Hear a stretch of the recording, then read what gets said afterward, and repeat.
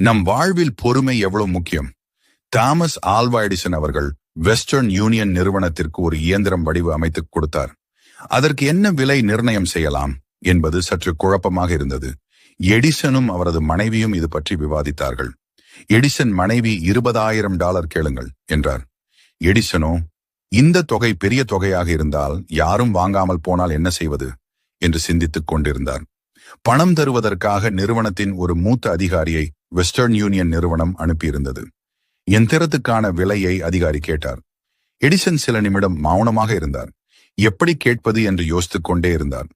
பொறுமை இழந்த அந்த நிறுவனத்தின் அதிகாரி, எடிசன் சார், இதோ உங்கள் இயந்திரத்திற்கான விலை முதல் தவணையாக $100,000 என்று சொல்லி அதற்கான காசோலையை கொடுத்தார்.